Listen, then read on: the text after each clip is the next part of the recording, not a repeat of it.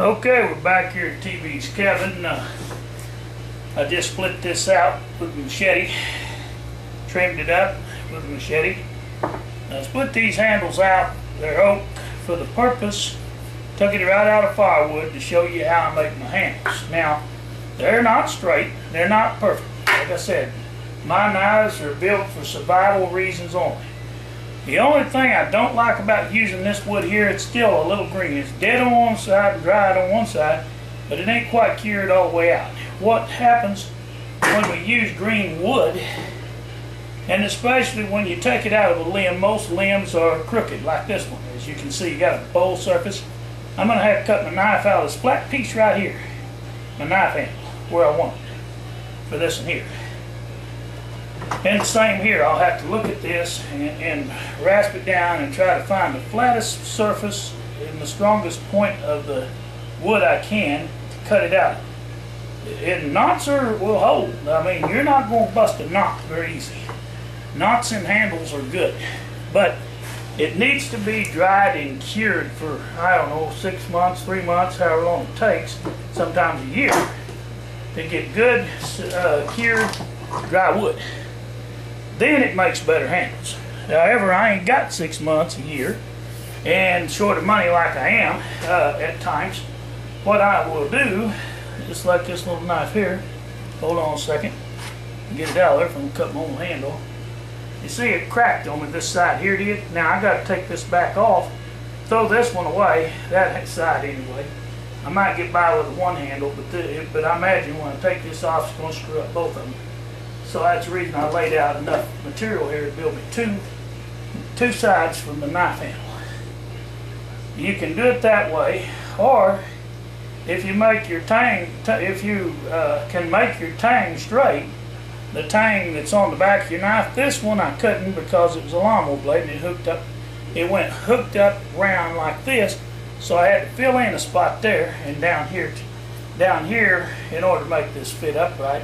And it fits good. It worked good for a while. But then the other day, I decided I'd split me a piece of wood with another piece of wood, pounding on this, on the back of steel with a stick of wood into another small piece of wood, splitting out handles for my machete.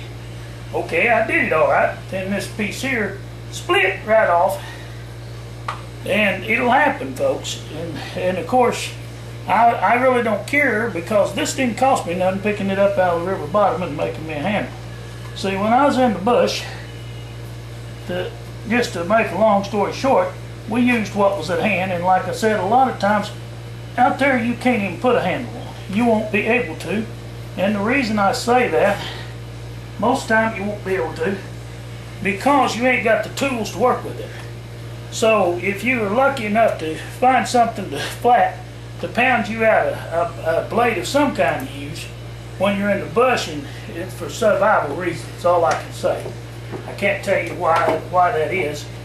Just remember the story of the 100 where Tommy Lee Jones was chasing, I believe it was Blue Diamond Phillips maybe, or anyhow some guy that was trained knife professionals. Well, they used them kind of guys, native culture that was trained for using blades and stuff, expert for eliminating enemy targets, I'll say it that way, or survival behind enemy lines. And the blade is quiet. If they used guns, they'd know right where you was at.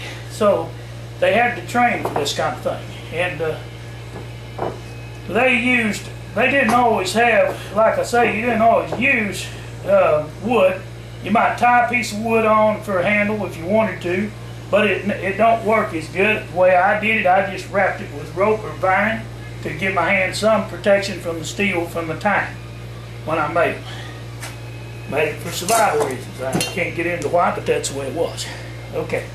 Now, the same principle, if you're in the bush, you're not going to have time to cut out some pretty handles and jack around. I'm just showing you that it don't have to be perfect to be functional. Now, if you want a pretty knife or functional knife and want to pay $100 for a knife like this, or get into real expensive knives, then you're going to have to pay more. I'm just showing you how you can make it cheap and inexpensively as well as, you know, if you decide you want me to make you one, I can make them. But won't be as high as what you'd have to pay some professional knife craftsman, because those professional knife craftsmen are getting paid to make it pretty for you. All I'm going to do is build you a knife like this.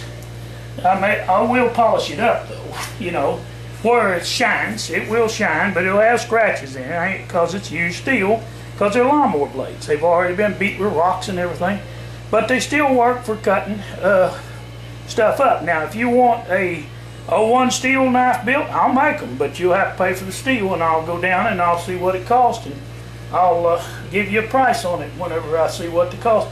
I believe the steel for I think it's 3/16 of an inch thick, not quite as thick as this, but just a little thinner than this steel in this one here. This one's a quarter.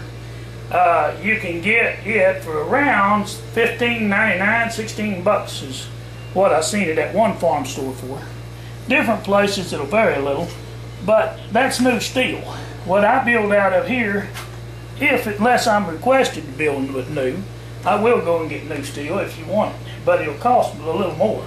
I'll try to keep it cheap as I can, but I gotta cover my cost for the materials, plus the labor and everything, you know, because it took me, for that machete, it took me 12 hours. This knife here took me, I don't know, 6-7 hours to work it out, but that's not counting buffing, you know, because you gotta, if you want it shiny, unless you just want to carve it and you want to finish it out, buff it out yourself, you can. All it is, you start out with a gritty sandpaper, like 80 or 60 grit. Then you go down to your finer sandpaper, and you keep working that steel down till it shines.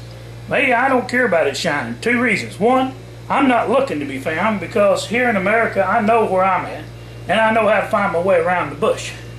Now, number 2, most people that would be looking for me would probably want me dead anyway. You know, so you ain't gonna get no help no how.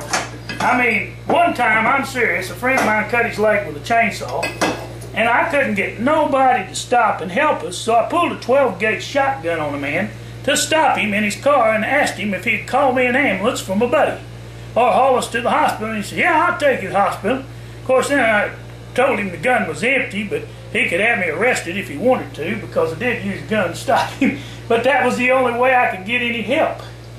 Nobody stopped because of me being so big. They're scared of me, and I understand that. But it was an emergency, or I wouldn't have done it. All right. Thanks for tuning in with TB. That's all I had to say about wood carving today and survival. I've got to go up and check on my mall now, so I'll tune in with you later. Thanks for tuning in with TB. Good afternoon. Yeah, that didn't.